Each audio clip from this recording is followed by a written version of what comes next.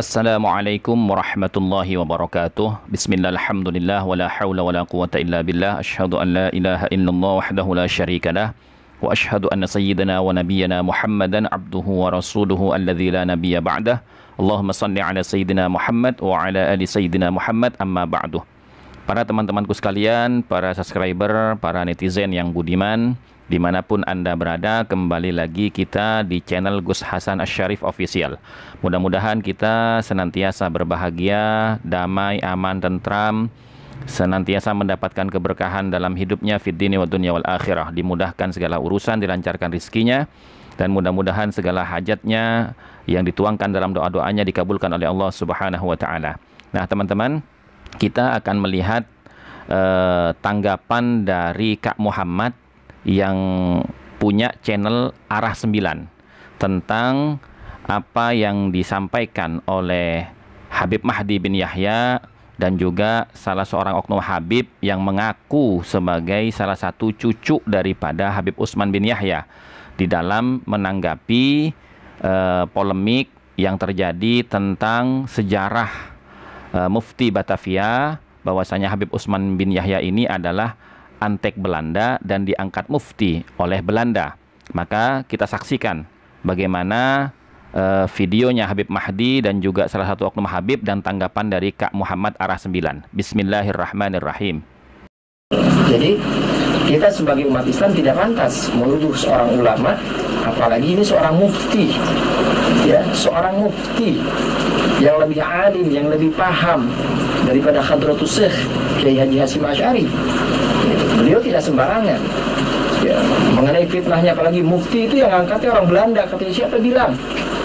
Umat Islam, ulama-ulama yang angkat beliau sebagai seorang mufti. Ya, namanya seorang mufti itu kan dari berbagai macam pengaduan masyarakat, umat itu disatukan. Bagaimana nih maslahatnya untuk umat? Jadi nggak sembarangan menjadi seorang mufti itu.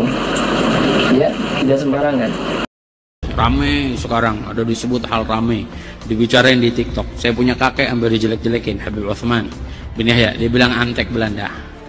Zaman dulu itu Belanda luar biasa loh. Dan Habib Utsman punya langkah.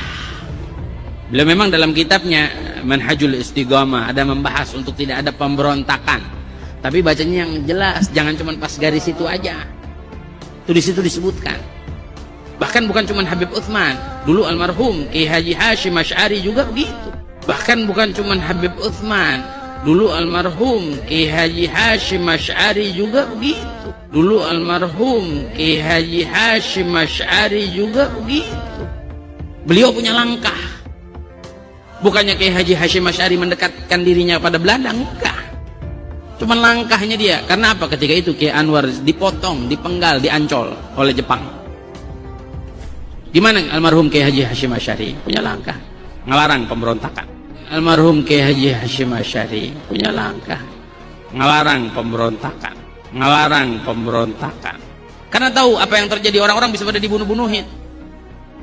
Begitu juga Habib Utsman zaman Belanda. Dan kembali saya akan melanjutkan dari uraian yang sebelumnya, yakni tentang seorang Habib yang menganggap sama apa yang dilakukan oleh kakeknya. Habib itu mengaku sebagai cucu dari Habib Utsman bin Yahya, Mufti Batavia, teman sekerglonya. Dia mengatakan seperti yang diungkap edisi sebelumnya bahwa dalam kitab Habib Utsman yaitu Minhajul Istiqamah, memang beliau melarang untuk melakukan pemberontakan, dan itu adalah langkah atau mungkin yang dimaksud adalah strategi. Hal seperti itu juga dilakukan oleh Hadratus Syekh Hasyim Asy'ari, melarang pemberontakan. Walaupun tidak pernah data menyebutkan Hasyim Asy'ari melarang pemberontakan. Mungkin karena yang dia kisahkan ada kiai yang disebut Kiai Anwar dipancung, diancol. Mungkin yang dimaksud adalah Kiai Zainal Mustafa. Dan mungkin Habib ini hanya mendengar cerita atau nonton potongan film sang kiai.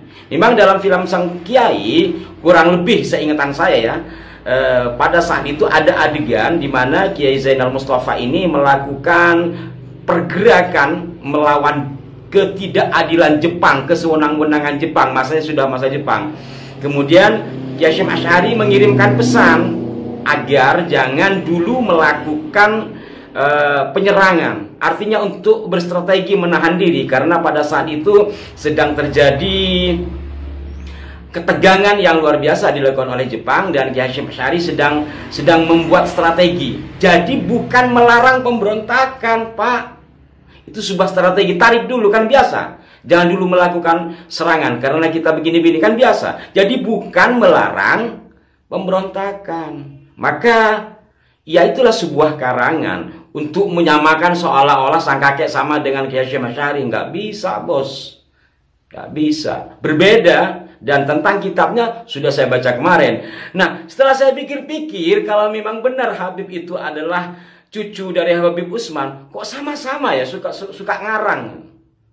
Ya ini mohon maaf sekali. Ya terpaksa saya harus menyatakan seperti ini. Kalau sebelum-sebelumnya memang saya berusaha untuk tawasud, untuk moderat. Udah kadung saya ini dilabeli orang NU. Saya mencoba untuk berada di tengah, tapi kok ya keterlaluan. Dan tidak hanya satu orang ini kalau saya perhatikan, dan kalau ditanggapi semua ya ujungnya banyak sekali.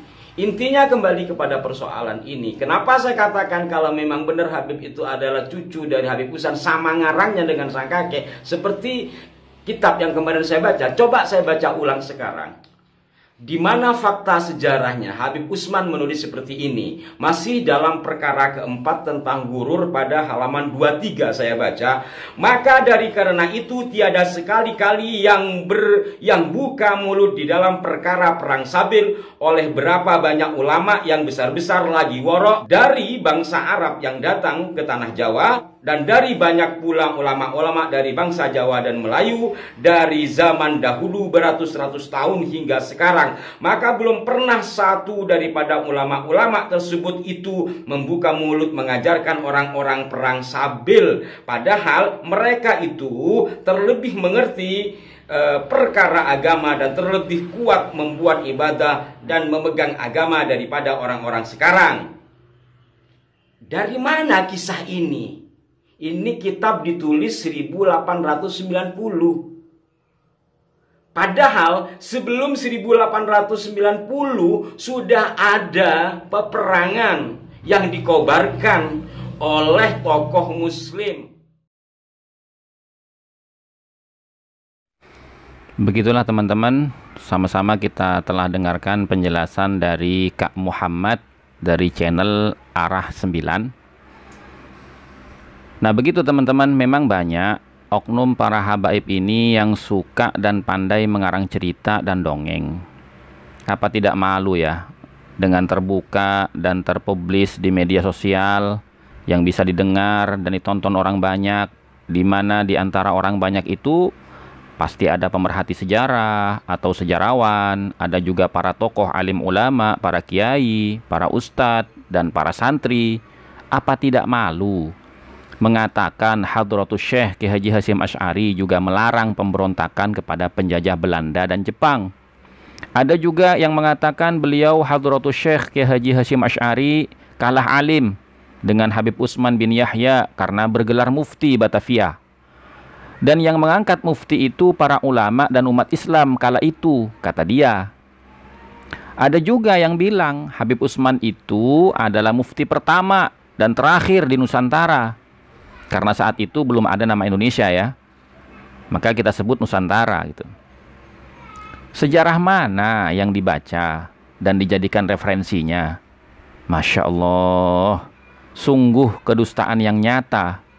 Dan anehnya, kenapa masyarakat banyak yang percaya dan mengaminkan kisah dan cerita menyesatkan sejarah seperti itu?